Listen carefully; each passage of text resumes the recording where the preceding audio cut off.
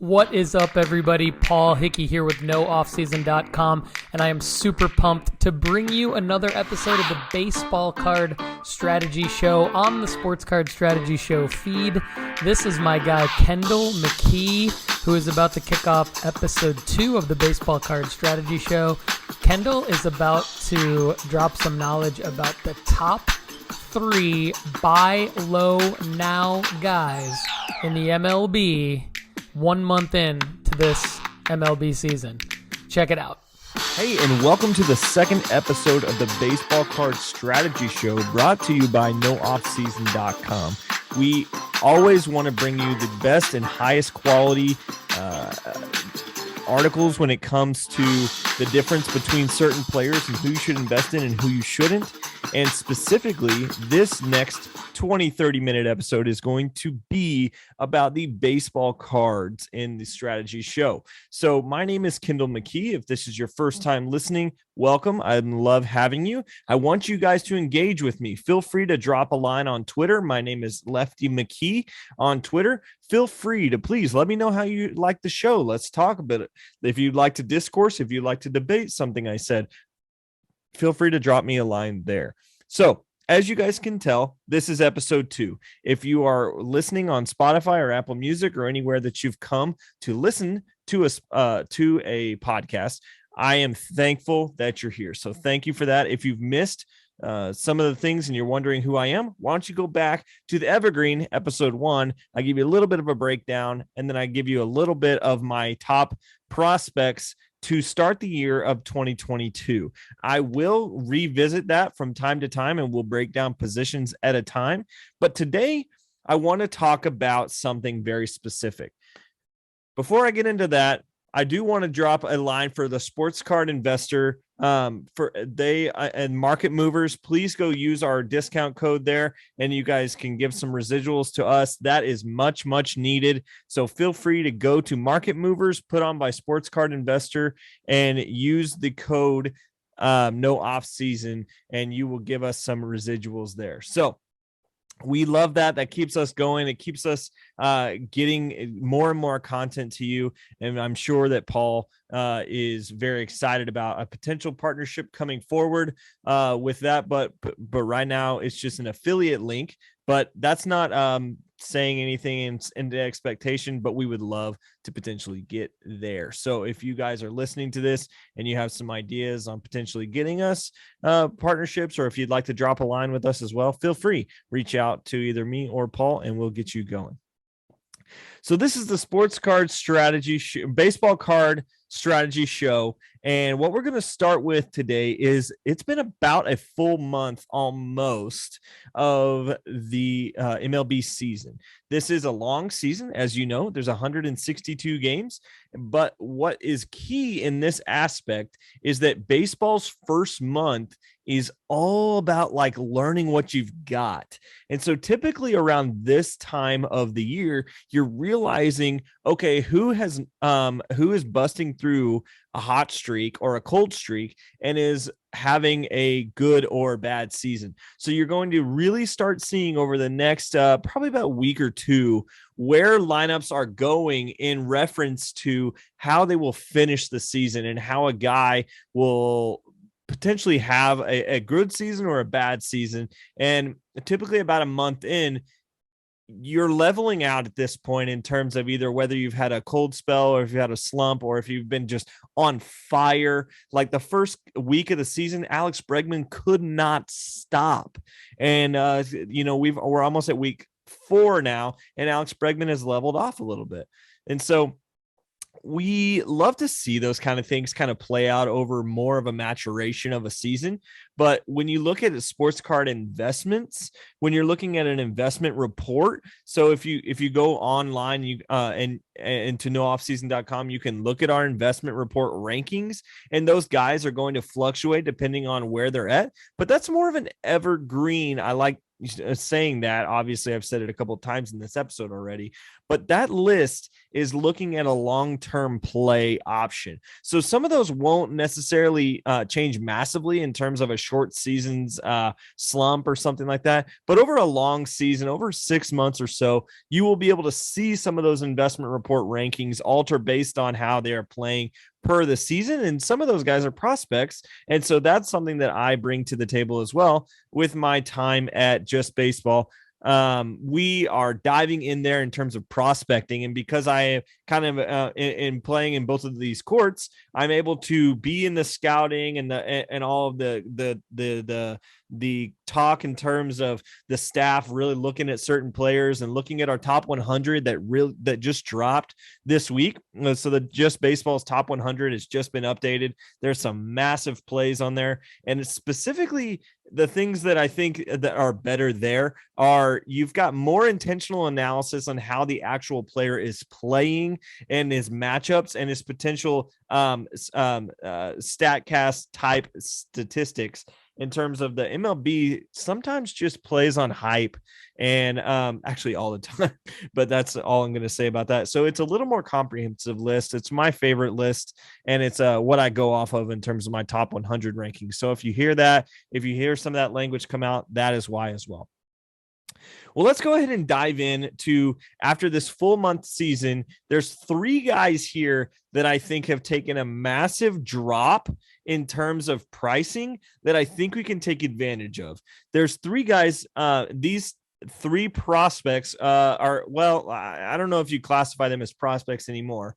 This is their rookie season. And so they all made camp out of spring training. And these 3 guys that are really excited about pre 2022 season and beyond that, but they haven't necessarily come on very strong. 2 of their names by, if you're watching baseball at all, 2 of their names, and one is a household name probably, but somebody that's a little more in the shadow of the other 2. So these 3 guys right here are at a difference of at least 10% drop in market value in the last 30 days. So there's reasons why, and I kind of will go into that, but when you get an opportunity to take a potential prospect stud and get a 10% discount on something that this guy's going to be great for many years to come, I think that's something to take advantage of. And that's so what the plays I'm going to give you here in the first part of this episode is these 3 guys. Potentially, if you have the capital that you're willing to move, you could move into these 3 guys because you're getting a little bit of a price drop over the first month of the season. So but without further ado, it's Julio Rodriguez, Bobby Witt Jr. are the 2 big names. Now, we expected those guys. They were both top 4 in our, pretty much everybody's prospect ranking, some of them between 1 and 4, no matter who you looked at and if they were a list worth looking at.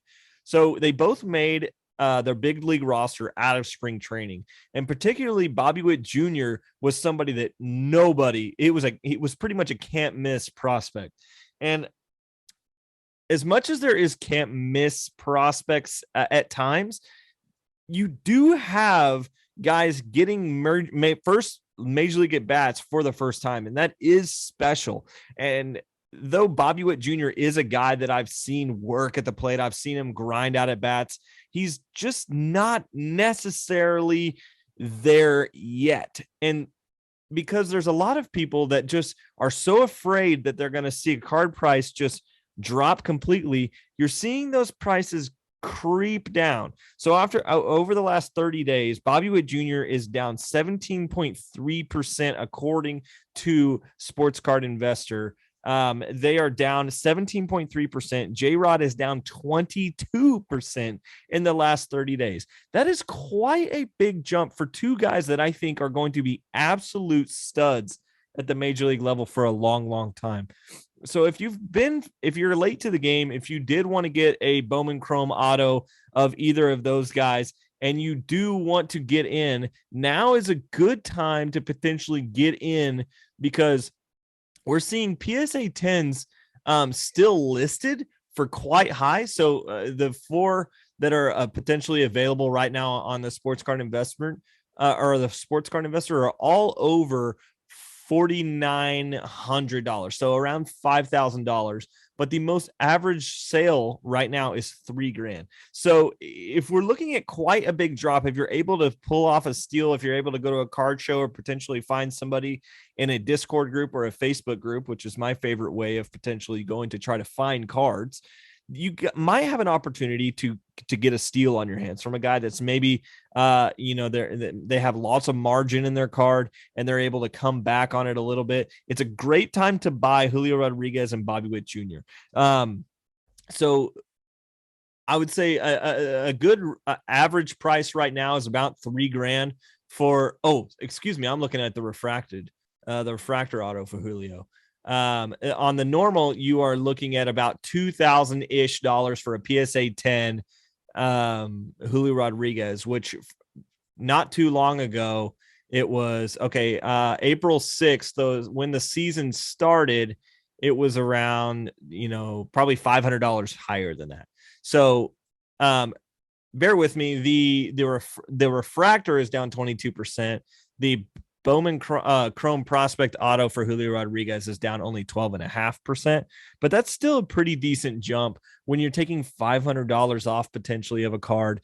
If you're able to find something in that range, I would say go for it. And with that Bobby Witt Jr., let me just pull his spreadsheet up real quick. So yeah, with his Bowman Prospect Autos, they are almost down $1,800. So his actual prospect auto PSA 10 specifically is down 32.7%, a massive buy right now. There are some listed currently for $2,100, and there's a 19 at the time of this recording. There is one just under $2,000. That is an absolute buy right now. Smash that buy button if you can. So if you're getting it anywhere around that $2,000 mark, please go do that, because Bobby Witt Jr. is going to be a stud.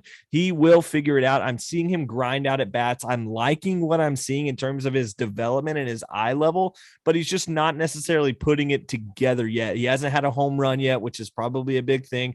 I see Bobby Witt Jr. really breaking loose in the month of May and kind of figuring some stuff out and just tearing up the rest of the league. Now, J-Rod still is my rookie of the year, potentially just because I think he could be more catalytic in terms of his game and in general. But those two guys down massive in terms of card projections. Go in and buy if you have the capital to move around. Bryson Stott is my third one. This was a guy that started for the shortstop, or started out of spring training for the Philadelphia Phillies at shortstop. They had a Didi Gregorius there. He's a massively overvalued player. And Bryson Stott was ready to step into the big league at bats. Unfortunately, after a few weeks at the major league level, was not doing very good and was optioned back down into the minor leagues. This has created a huge discrepancy of his prices in terms of what they were a couple of weeks ago. So if we look at Bryson Stott, we are seeing his card values down on his Bowman Chrome autograph. He is down to a PSA around $206. So that is pretty impressive when you're thinking about a guy that's a shortstop at the major league level and will be a nice major leaguer. Will not be the same caliber of Julio Rodriguez or Bobby Witt Jr., which is why you see such a 10x price difference. But you do see how Bryson Stott's levels were going for around $470 PSA 10 at the starting of the season, and right now they're at about 196, 200 ish if you can find some in there. So that is a drop of 11.5%. Another great opportunity to buy into a player that already is getting major league reps and is getting attention at the major league level.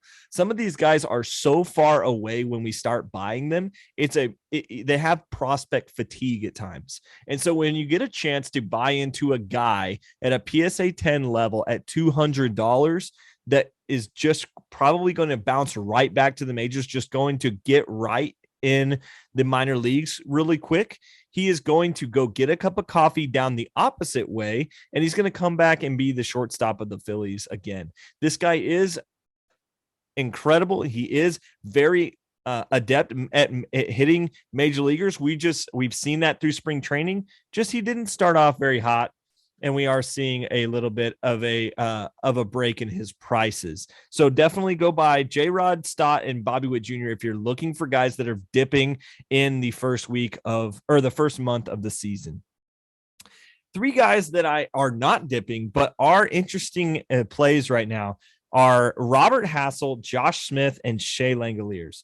All of them have increased card values over the last month because they're all in the minor leagues still. So they didn't have the they didn't have the fatigue of coming out of spring training and hitting major league at bats. But Josh Smith, for instance, he plays for my Texas Rangers. So he's in the AAA system there.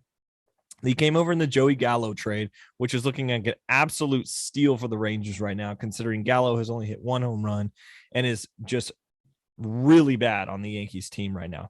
And we got 5 prospects that are all playing very, very well. And so that's looking like an absolute steal right now. But anyway, in terms of card value, Josh Smith is a guy that you could potentially be looking at. This is a high floor guy. He's not a guy that's going to end up being Bobby Witt Jr. He's not a guy who's going to end up being the 2000-ish raw autos in terms of a PSA 10. This guy is going to float around that 2 to 400, 2 to 500 level, around, I would imagine, where a Bryson Stott card is. Unfortunately, Bryson Stott, his card value is coming down right now, but Josh Smith's cards are going up right now. So that might be an opportunity to wait it out, put him on your watch list right now. I personally got some buys in right before he hit so this week he hit the prospect team of the week. Him and Shea Langoliers both did. And coming out of that AL West, there's all sorts of trouble in both of those teams. And so I could see both of those players getting some major league time in the year. And if there's a potential dip there, or if there's any potential dip when they hit the major leagues and don't necessarily translate right away, we could see a buy happen. I ended up getting a chrome auto of Josh Smith for $40. Which I thought was a great buy, considering some of them were already on eBay at around $90. So technically I could get an eBay listing around other comped listings. Now, not comp sells, but comped listings, double the price that I was able to find it for on ComC. That's one of my little tricks of the trade, is you go look at multiple different places and potentially those that are not getting updated regularly. So if somebody was to consign their card for a potential price, and then you are able to go and find those prices before they adjust. So if you are on top of your research and everything, ComC is typically where I find some good deals, and they also are able to be found from eBay as well. So that's what I would do. Robert Hassell is a guy. So Aram Layton, the CEO of Just Baseball and a close friend of mine, said, you need to buy Robert Hassell right now, no matter what the price is. That's the kind of athlete this guy is. When we're looking at his scouting, this guy is off the charts good. When you're looking at his Bowman Chrome Auto, right now his prices are around $533 PSA 10. So we are seeing his value being much higher than a guy who's already at the major league level in terms. And at the start of the season, his numbers were around $450, and they're already at right now around $550. So we're seeing a massive jump in Robert Hassell cards over the last month, and it's because he is tearing up the league.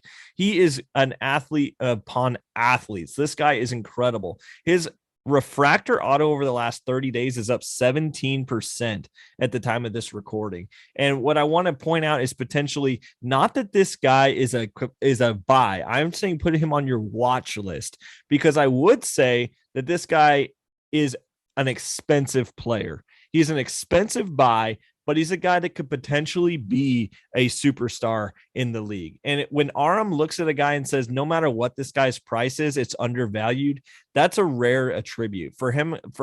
We are all about trying to find diamonds in the rough in terms of in our little card chat, in our little card alpha that we do. But when he says something like that, that speaks volumes to me about how this guy is potentially good upon good. And then watching some videos and him just crushing the ball and just being right on things, it's serious. Robert Hassell is a guy who I originally went right out of the draft. I was really high on, and then I kind of forgot about him. He kind of got lost in the San Diego system because I was so high on other people in the San Diego system.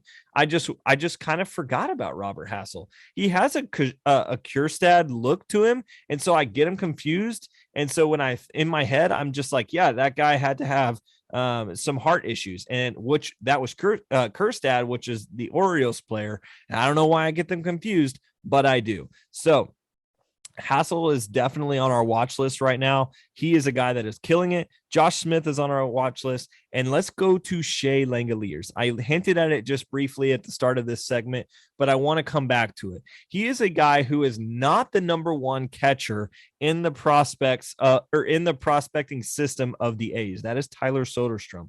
But I will say that Tyler Soderstrom probably doesn't stay at catcher in my opinion. I think he goes more the first base DH route, and we will see Shea Langoliers. His receiving is really good. His arm is strong, and this guy can absolute mash. He is tearing up the minor leagues, and we're seeing at the current time of this current recording, he has 7 RBIs. He's almost hitting 500. His numbers as of yesterday were 417, 482, 750 slash line. That is just unreal for a catcher. When you see catching prices in the market, typically they are because the catching market is not that bold. We talked about that a little bit in episode 1 when I talked about why Indy Rodriguez was such an undervalued asset, and I should have put Shea Langoliers in that top 3. But when you're looking at Indy Rodriguez, Gabriel Moreno, and MJ Melendez, and then you also have a guy like Shea Langoliers, there's just some excellent catchers in the minor leagues right now, especially some guys you want to invest in. And I don't want to get off of that without saying that Henry Davis is an absolute stud as well. But I'll leave that. That's for a different episode. But Shea Langoliers' prices are low. He's a guy that his prices do not reflect his skill level. He is a guy that I've always thought, why is his prices so low? When you're looking at a Bowman Chrome auto of $50, I mean, that is something that is incredible for a guy to be that close to the major leagues, that close to mashing in an A's uniform. He gets sent over in a big trade from the Braves to the A's. He's a guy that they like. He's a guy that they see a future in. He was a Baylor Bear, and is receiving from the guys that I talked to that are Baylor grads that saw him there. And T. Wright of Wildcards Trading is a guy who's really, really high on Shea. He actually says that Shea's his favorite player. He's a guy that he talks so much about his receiving and his arm, which typically when you see a card value go up for a catcher position, it's just a masher. If you think about Rushman and some guys like that, we are seeing some super athletic defensive catchers as well. So not that plays into his price value super tremendously, but it does mean he will be a guy that is an undervalued at the catcher position, and he's a guy that you want to have if you're investing around the diamond. So last but not least in this episode, I want to point out a guy who has potential to be a top 5 player in the game. That is something I don't take lightly. When we look at the top 5 players of the game, you think of names like Shohei, you think of names like Mike Trout, you think of names like Ronald Acuna Jr. when he's healthy, Juan Soto, Fernando Tatis Jr., Vladimir Guerrero Jr. These are guys that you think of. Now, somebody that I think that I'm going to wager that you should think of this guy more if he wasn't for all of his injuries in his career.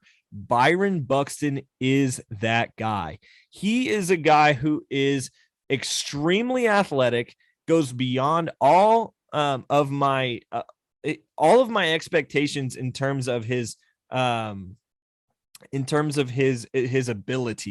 So when he's on the field, this guy is a top 5 talent. Now, a guy who cannot win for losing is Byron Buxton. This guy is getting hurt all the time in the strangest ways. He literally was on an IL stint previously in his career for chipping a tooth while eating a steak. Now, that just doesn't happen to most people. This guy cannot stop getting hurt. And I think if we see a full season of Byron Buxton, you can come back to this episode and say that he will not be outside of the top 5 in the MVP voting. And I would actually wager that if he has a full season this year, he will win the MVP of in a Twins uniform. That is saying a lot, considering what Mike Trout is doing in the same league. So they're both in the AL, and with the Angels coming on strong and Mike Trout doing everything to remind everybody that he still is Mike Trout, that is a guy that I'm saying has potentially that much value here. I do not think that's just being provocative with language to say that Byron Buxton has the skill to be able to be an MVP. Now, I also want to point out that his raw prices for his Bowman Chrome autos is $142 right now. That is extremely undervalued. Here's what I want to say about that. He's coming from an older section of Bowman prospects, and there's something that I would like to dig into more over the next probably year or so, and it's something I have been digging into. But something I can't quite put my finger on is guys before 2016, their Bowman Chrome autos are not nearly as valuable as guys that are after the 2015, 2016 area. When we're seeing guys like Carlos Correa, Byron Buxton, Mitch Haniger, their Bowman Chrome autographs are extremely cheaper than some of the guys that are at their same skill level, but are just a little bit younger in terms of when their cards came out. Maybe not even younger in terms of age, but just when that first Bowman Chrome auto hit the shelves. Now, that was before we hit a craze in the card market and everything, which probably means that his pop count is actually lower than it should be. And so that set, when you're seeing Buxton in a Minnesota Twins, but it's got that Bowman Chrome logo that's not the logo now, you're seeing that is a little bit older of an era.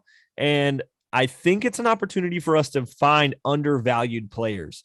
Byron Buxton is one of those guys that fits into that situation. He's $142 raw right now, and I think that is specifically a potentially great buy. 1, because it's undervalued. 2, because there's a low pop count. And 3, because compared to his other constituents at the position, this guy is a great spend of money. This, if you're going to put your investment somewhere that has a guy that has star power, when we're talking about X return potential, Buxton could be that kind of guy. There is currently no PSA 10s listed on eBay because of the low pop count, I'm assuming, and because PSA 10 wasn't as pop as in terms of in when his cards were hitting the market, PSA wasn't the only grader possible. You're seeing a lot of BGS grades from that era as well, and there are some BGS 9.5s available for just under $400, which I think is an incredible price as well. And if you wanted to cross over that slab, you put about $100 more in there, you still got under a $500 price for a PSA 10, which is a good buy in my opinion.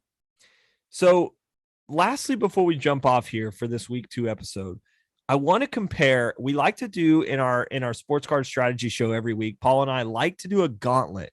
And so I'm going to do a mini gauntlet with myself and potentially the listeners. And feel free to reach out on Twitter and tell me what you chose. But I want to choose between 2 guys that I've talked about today.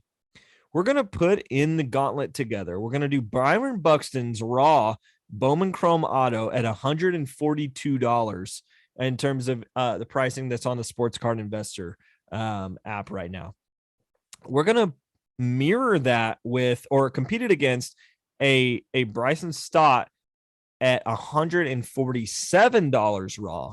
So just about a $5 difference. Now, which one of these cards would you potentially look for in a buy? So say you had $150, which one are you clicking sold on an eBay auction? Are you going with the 142 raw Byron Buxton, an older card, a potentially more injury prone player, but his ceiling is incredibly, incredibly high, or a guy with Bryson Stott, who's going to be a shortstop major leaguer for probably the foreseeable future for the Philadelphia Phillies, and a guy that has some star power in terms of some prospect valuations right now. He is on his way up. Now, Buxton, you could say, also is on his way up, but he's just kind of rockier road to get there. So, like I said, there's a $5 difference, 147 on the Bryson Stott, 142 on the Byron Buxton, and you have $150 to spend. Which one of those raw PS or Bowman Chrome autos would you pick? Because for me, I'm going to pick Buxton. And I know it's obvious, like saying, yeah. You just said he was a potential MVP, and you talked about Bryson Stott being a just an average, maybe an all-star, nowhere close to an MVP, I don't think, but definitely a guy above average player. The reason why I'm choosing Buxton is I know that it's a more volatile investment, but I'm going to take the top shelf of the cookie jar here for Byron Buxton is what I'm going to go for. And I cannot avoid potentially getting in at the same price as Stott, as Byron Buxton, and not saying that I would put my money in Byron Buxton. This guy is fast. He hits, he fields, he throws, he dives all over the field. He's catching, he's robbing home runs all day long. And he's just a guy that I love watching. I think when you're looking at baseball needing more players that you cannot stop watching, Byron Buxton is definitely one of those players. So with $150 to spend, I'm choosing Byron Buxton. Now, let me know on Twitter which one you've chosen, whether you, or potentially a third card that's around that $150 valuation, raw, by the way, that you would invest your money in instead of Byron Buxton. So I think that'll wrap up our second episode of the Baseball Card Strategy Show. In conclusion, go buy J-Rod, go buy Bobby Witt Jr., Bryson Stott, and Buxton are also all great assets that you could potentially look for. Pick your favorite out of those and get one of those in a top loader in your collection or your investment portfolio. Guys that you're wanting on the watch list: Robert Hassell, Josh Smith, Shea Langoliers are three of the guys that I'm choosing this week to talk about on the watch list. We'll be coming back every week, so definitely tune in. We'll give more guys, and I'm sure that we'll be talking about some of the predictions that I made in a couple months, and we'll see where Bryson Stott and Byron Buxton are at the end of the season and whether I made a right call or not with my metaphorical $150. This has been Kendall McKee. This is the Baseball Card Strategy Show. Feel free to go drop us a line on nooffseason.com. Go check out our investment report. We would love you to get on there and to see all the plays that we are making in terms of our investment portfolio long term. We want to help you win as well. Thanks for listening. I'll see you next week.